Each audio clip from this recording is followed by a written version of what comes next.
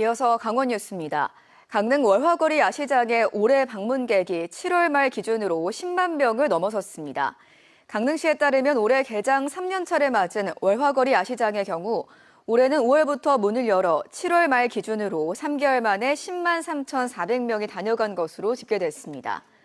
올해 야시장 매대는 47명이 운영하고 있고 지역 참여자 수는 28명, 청년 운영자는 33명이 참여해 지역과 청년 경제 활성화는 물론 주말 밤 강릉 도심 야경을 밝히는 이색적인 관광 명소로 자리 잡았습니다.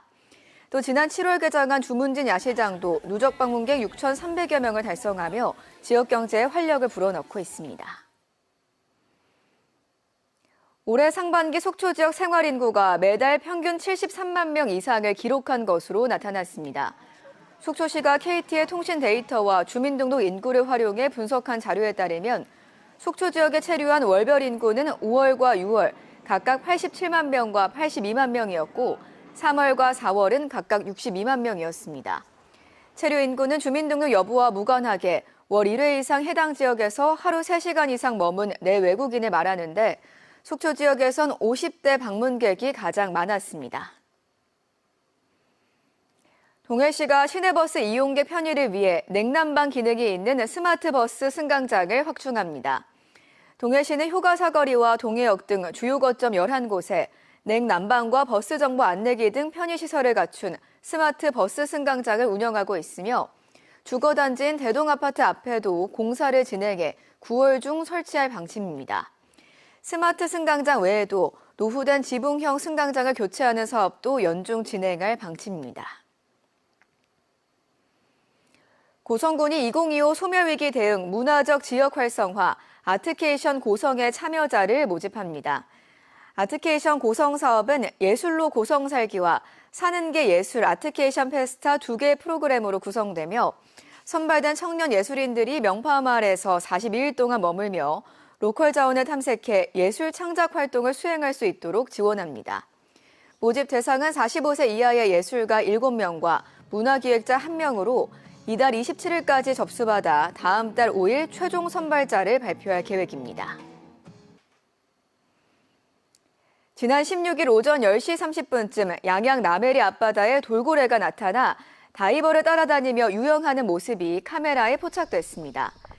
돌고래는 다이버 바로 옆에서 파도를 타고 자명을 하며 이따금씩 물 밖으로 모습을 드러내기도 했습니다. 지난 9일에는 강릉 안복강 앞바다에 관광 레저 요트를 따라다니며 유영하는 모습이 확인됐습니다.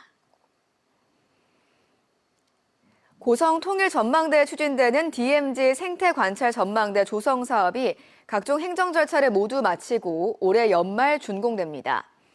총 127억 원이 투입되는 이번 사업은 DMZ 해안선을 따라 2개의 기둥탑으로 구성된 현수구 형식의 길이 220m 출렁다리와 탁 트인 전망대로 만들어집니다.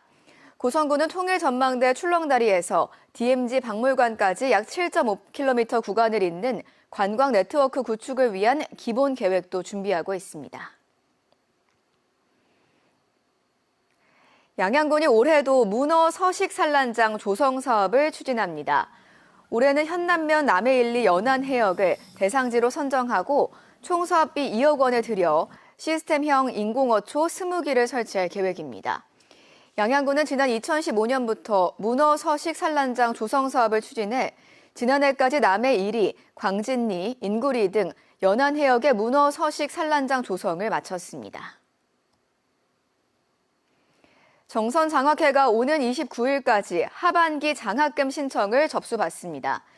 장학금 신청 대상은 2025년 선발된 장학생 가운데 하반기 등록 학생으로 고등학생 34명, 대학생 487명 등 모두 521명입니다.